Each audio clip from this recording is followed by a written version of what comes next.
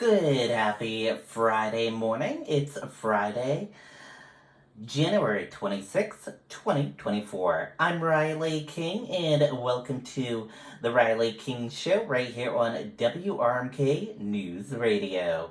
We have a jam-packed broadcast to get to this Friday morning, so let's get started right here on WRMK News Radio. The Riley King Show begins right now.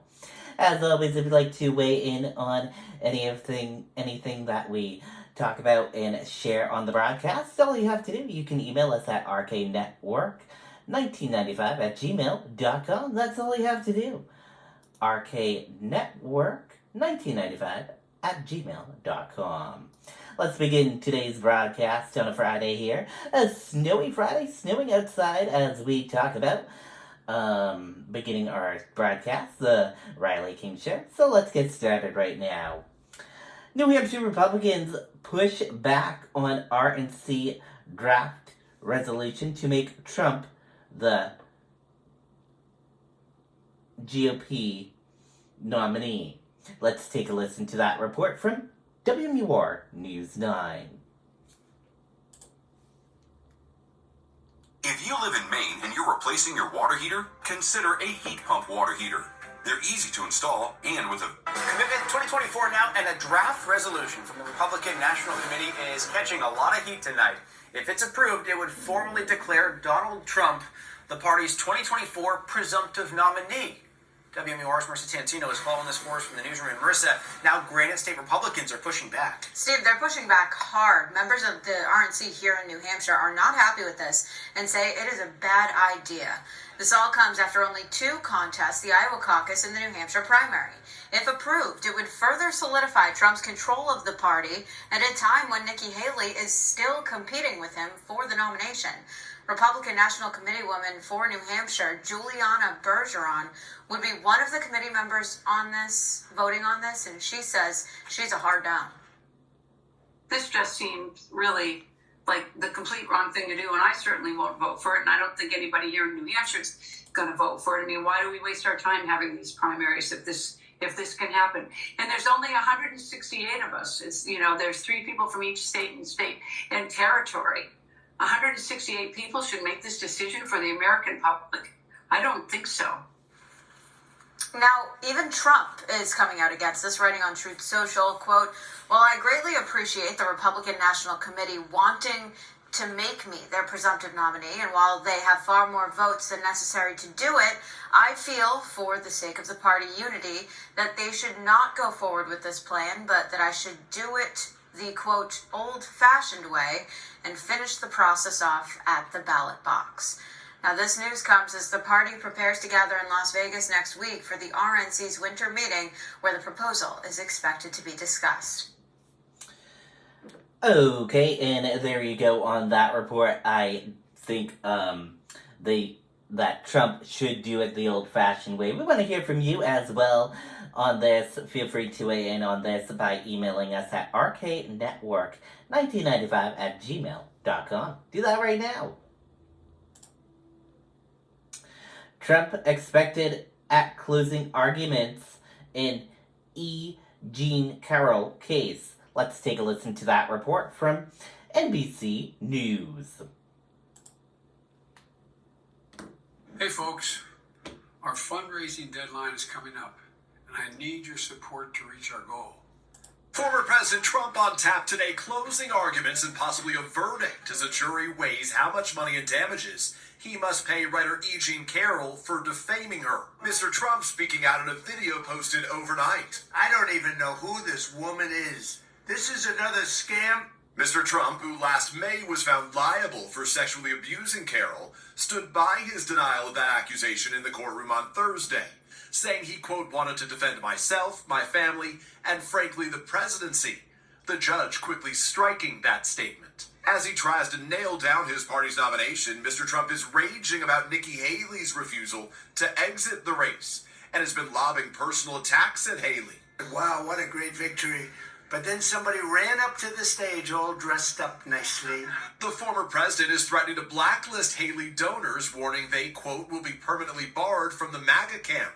An attack Haley appeared to welcome her campaign, now selling t-shirts that read "Barred Permanently," and quickly raising more than $1 million in less than 24 hours. Still, Mr. Trump is not alone in the pressure campaign to force Haley out. The Republican National Committee was eyeing a move to declare the former president the party's presumptive 2024 nominee as early as next week, according to a draft resolution obtained by NBC News. But after Mr. Trump rejected the idea, the RNC backed off, according to a source familiar with the resolution. It's a great day in South Carolina! Despite a double-digit deficit in her home state, according to polls, Haley will hold back-to-back rallies there this weekend, not backing down, but ramping up jabs at her former boss. He didn't talk about the American people once. He talked about revenge. And Peter, another note there in Washington, Trump obviously not the official nominee yet, but he's already impacting what's happening in Congress. There's a bipartisan border deal on the table. Trump doesn't like it. What's the dynamic at play here? Yeah, Savannah, you're exactly right. So in simple terms, this is another clear display of Mr. Trump's real influence over the GOP, specifically in Congress. The Senate, as you know, has been working for months on a border security deal, getting closer to finalizing what some Republicans have even said is the best opportunity in decades to get it done. But Mr. Trump's public push to try to kill that deal is now really severely complicating things. The top Republican, Mitch McConnell, behind closed doors just this week, telling his colleagues they may not want to undermine Donald Trump on the issue since he wants to run on it. Now, Democrats and Republicans, including Trump allies, are blasting the former president's opposition to any deal. One Republican, Savannah, slamming it as, quote, immoral to do nothing because you think it could help Mr. Trump win. Savannah?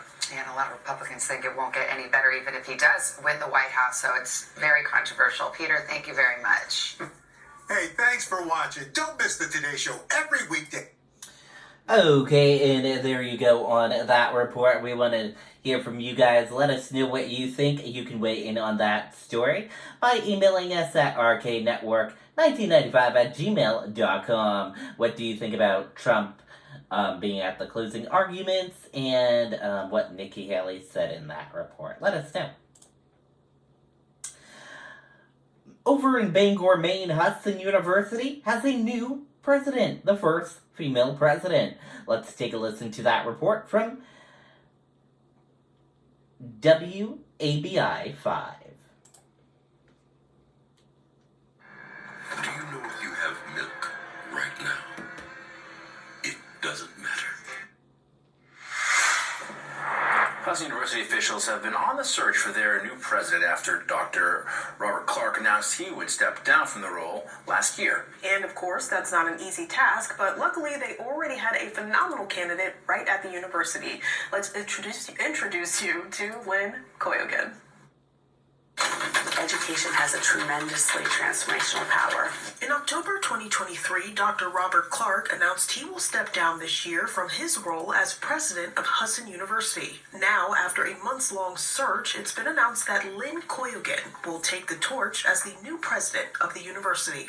I was actually born in Bangor, so I grew up in Maine, went to Foxcroft Academy, and then went to Boston as an undergraduate student, and then on to Johns Hopkins for my master's degree, so lived both in Boston and in Washington, D.C., and then returned to Maine over 25 years ago. In 2005, she became Dean of the School of Education at Hudson and then rose to Provost in 2009, living out her dream in education. My entire life I wanted to be a teacher, and so I've had the privilege of working from elementary school to graduate school, so seeing that entire span of the lifetime and the impact that education can have in transforming student lives has been a wonderful experience. And not only is she assuming a vital role as the 7th president of Hudson University, but she is making history. Koyogan is the first female president in the 125-year history of the school. It's a tremendous privilege.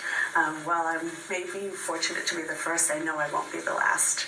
And so I think serving as a role model to students has always been a career goal of mine, but certainly to be appointed as the first female president of the university is a tremendous honor.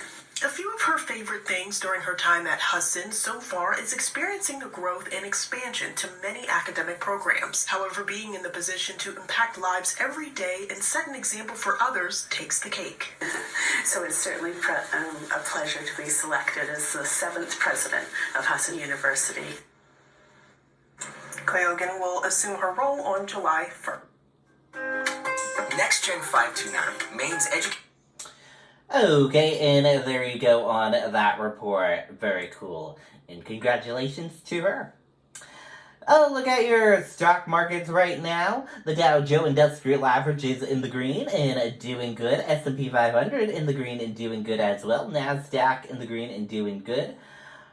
RUSS 2K in the green doing good. And VIX in the red and down. Not doing too good there.